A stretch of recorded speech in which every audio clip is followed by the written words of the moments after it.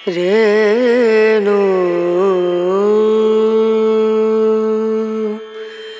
রনা রনা না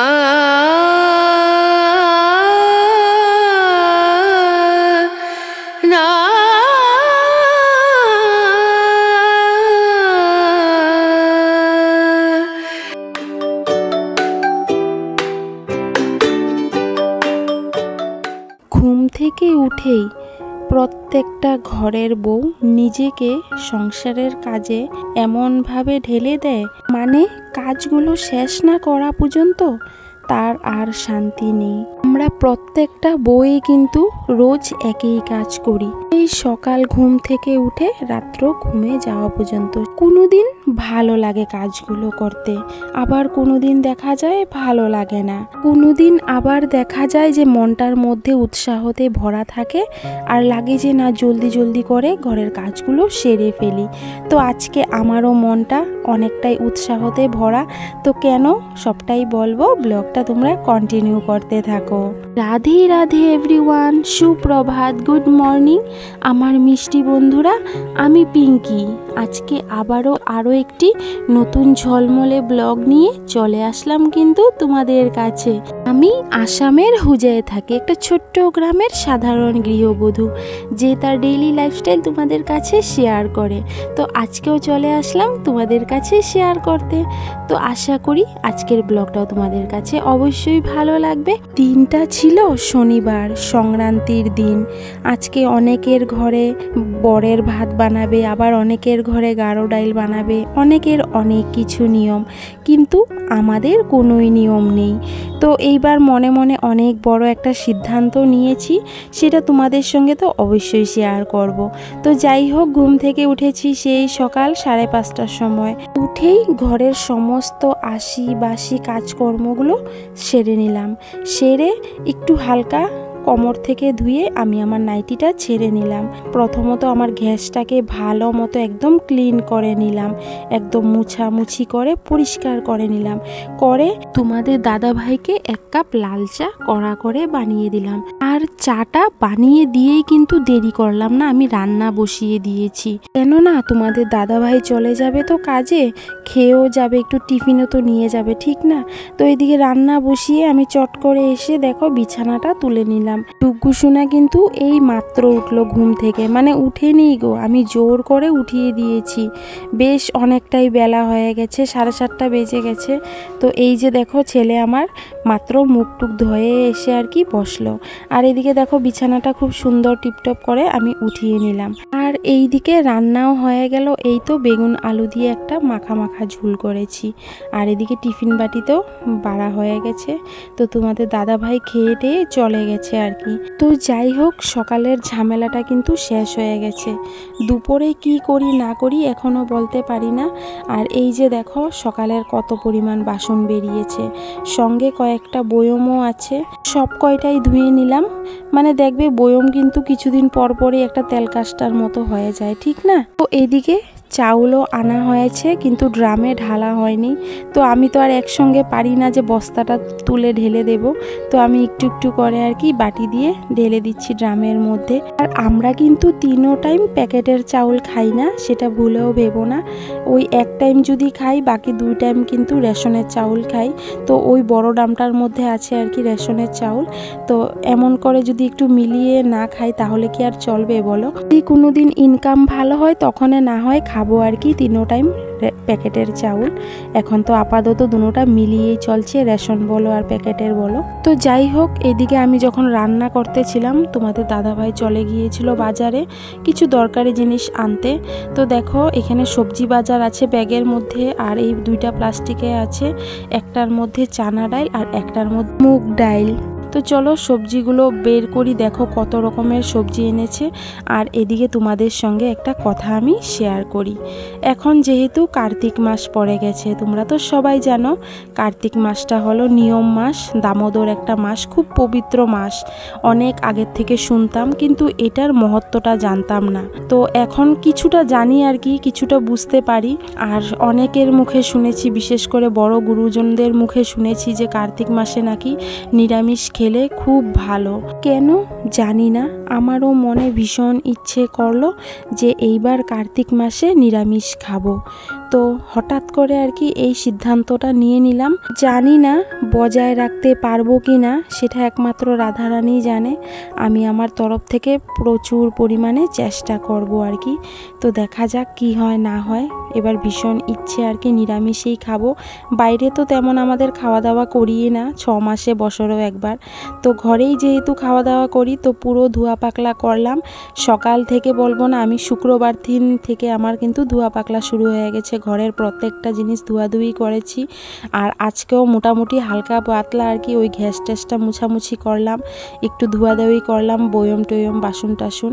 তো এই তো একদম আজকের থেকে স্টার্ট করে দেবো আর কি, মানে সংক্রান্তির দিন থেকে স্টার্ট করে দিলাম নিরামিষ খাওয়া দাওয়া। তার জন্যই আর কি ঘরের মধ্যে এত ধোয়া পাকলা চলছে আমার 2 দিন ধরে। কিন্তু অন্য সময় এগুলো করতে গেলে আমার কিন্তু অত একটা ভালো লাগে না, কিন্তু এইবার কেন জানি মনটার মধ্যে সত্যি অনেকটাই উৎসাহ ছিল। আর উৎসাহের কারণটা ছিল এটাই যে কার্তিক মাসে পুরো শুদ্ধ নিরামিষ খাবো। তো আমার মিষ্টি বন্ধুদের কাছে একটা কথা, আমার মতো কারা কারা আছো তো যারা মানে কার্তিক মাসে নিরামিষ খাও আর কি, অবশ্যই কিন্তু কমেন্ট করে জানিও। তো ঘরের মধ্যে সবজি তেমন কিছুই ছিল না, তো দেখলে তো তোমাদের দাদা ভাই অনেক কিছু সবজি নিয়ে আসলো। আর এমনিতেও নিরামিষ খাওয়া দাওয়া করলে কিন্তু একটু সবজির পরিমাণটা বেশিই লাগে, ঠিক না? এই তো সকালবেলা আর কি ঝটপট করে রান্নাটা বসিয়ে নিচ্ছি। তো এদিকে শাকও এনেছে, আর দেখা যায় শাক যদি একদিন থাকে কেমন জানি শুটা হয়ে যায়, ঠিক না? আর লাল শাকটা খেতে কিন্তু আমরা 3 জনেই ভীষণ পরিমাণে পছন্দ করি। তাই ভাবলাম না একটু লাল শাক বানিয়েই নিই, একটু দেরি হবে আর কি। মানে দেখবে শাক কিন্তু বাছাবাছি করতে গেলে অনেকটাই সময় লাগে, ঠিক না? আর এদিকে মুগ ডালটা বসিয়ে দিয়েছি প্রেসার কুকারে। আর এখন একটু আলু কেটে নিলাম, মানে ওই যে আলু ভাজা করে নেব। আমার মিষ্টি বন্ধুরা তোমরাও কিন্তু আশীর্বাদ করো যাতে আমি এই কার্তিক মাসটা খুব নিয়ম অনুযায়ী একদম শুদ্ধভাবে নিরামিষ খেয়ে চলতে পারি আর কি। কারণ কি কিছুদিন যাওয়ার পর না একটু অসুবিধা হয় আর কি। তো এবার তো ঠাকুরের নাম নিয়ে নামলাম আর কি। তো যাই হোক, দেখো এদিকে রান্না হয়ে গেছে। এই তো মুগ ডাল করেছি পেঁপে দিয়ে, এই যে লাল শাক, আর এই যে সকালের তরকারিটা বেগুন আলুর, আর এখন তো আলু ভাজা করে নিলাম। তো চলো রান্না বাড়া কমপ্লিট। আজকে অনেক দিন পর ঠাকুর ঘরে এসে ঢুকলাম। আমার মনটা একদমই মানে ভালো ছিল না জানো তো, মানে ঠাকুর ঘরে না ঢুকতে পারলে না আমার মন মেজাজ একদম ভালো থাকে না। তো এই তো আজকে একদম মাথা টাথা ধুয়ে ঠাকুর ঘরে চলে আসলাম, আর যেন মনটাও আমার শান্তি হয়ে গেল। অসুবিধার জন্য এতটা দিন ধরে ঠাকুর ঘরে ঢুকতে পারিনি, ওই ছেলে ঢুকেছে। তো বুঝতেই পারো ঠাকুর ঘরের অবস্থাটা কি হয়েছে, মানে পুরো নোংরা হয়ে গিয়েছিল। তো যাই হোক, ঠাকুর ঘরের ভিতরটা কিন্তু আমি খুব সুন্দর করে পরিষ্কার করে নিলাম, করে ঝাড়ু টাড়ু দিয়ে মুছে ফেললাম। ফেলে তারপরে এই তো ঠাকুরের বাসনগুলো আর কি ধুয়ে নিচ্ছি। আর এইদিকে জানো তো ঠাকুর ঘরে 1 ফোঁটাও জল নেই, মানে ঠাকুরকে যে সেবা দেব সেই জলটুকুও নেই। তো প্রথমত বালতিগুলো ধুয়ে আর কি এই তো ঠাকুরের খাওয়ার জলটা ফিল্টার করে নিচ্ছি। আমার রাধারানীও সময়টা খুব সুন্দর মিলিয়ে দিয়েছে জানো তো। যেহেতু নিয়ম মাসও শুরু হয়ে গেছে, আজকে সন্ধ্যের থেকেই সেই তুলসী তলায় প্রদীপ দিতে হবে। আমি যে কতটা এক্সাইটেড আমি কি বলবো তোমাদের কাছে।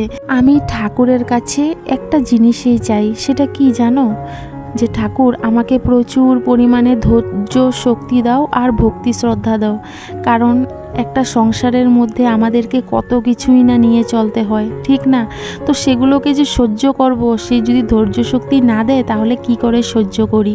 তো ভগবানের কাছে সবসময় আমি এটাই চাই, আমাকে ধৈর্য শক্তি আর ভক্তি শ্রদ্ধা দাও, যাতে তোমাদের নাম নিয়েই আমি চলতে পারি সব সময়।